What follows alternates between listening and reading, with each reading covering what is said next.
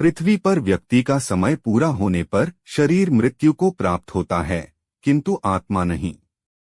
आत्मा अदृश्य है, केवल बाहरी आवरण के रूप में शरीर ही दिखाई पड़ता है। ज्ञानी लोगों को ही स्वयं के भीतर स्थित अपनी आत्मा का एहसास होता है, बाकी लोगों को केवल शरीर का एहसास रहता है। जब किसी की मृत्यु होती है, तब साधारण मनुष्य उसके शरीर को ही मरता देख पाता है। आत्मा अदृश्य होने के कारण अधिकांश लोगों को ऐसा लगता है कि हमेशा दूसरे मरते हैं, मैं तो अमर हूँ, शाश्वत और सनातन हूँ। प्राचीन कथाओं में सुना है कि स्वर्ग में निवास करने वाले देवगण, अप्सरा आदि जब कोई गलती अथवा अहंकार वश भूल करते थे, तो ईश्वर दंड स्वरूप उन्हें कुछ समय के लिए मृत्यु लोक पर जन्म लेने भेज देते थे।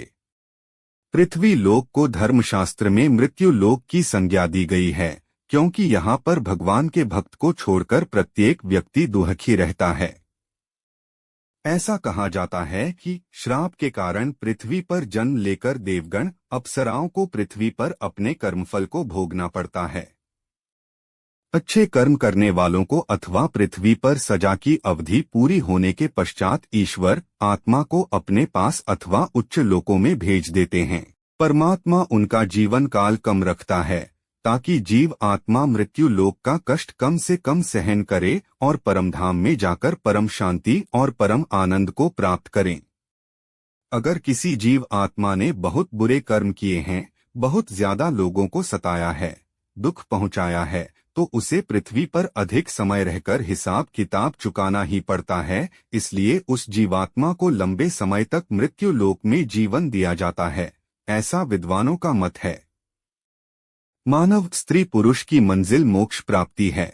अगर धर्म शास्त्रों की माने तो मानव जीवन परमात्मा की शास्त्र विधि अनुसार साधना करके जन्म मरण के बंधनों से हमेशा हमेशा के लिए मुक्त होकर मोक्ष प्राप्त करने के लिए हुआ है। धर्मशास्त्र के अनुसार जो लोग भले कर्म करते हैं, वह जल्दी ही मोक्ष प्राप्त कर लेते हैं।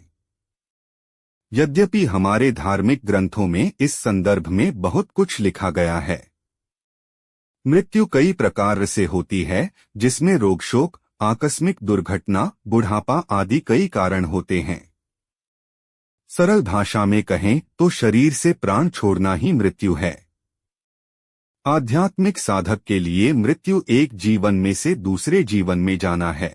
मृत्यु केवल शरीर का त्याग है, व्यक्तिगत जीवन की समाप्ति नहीं।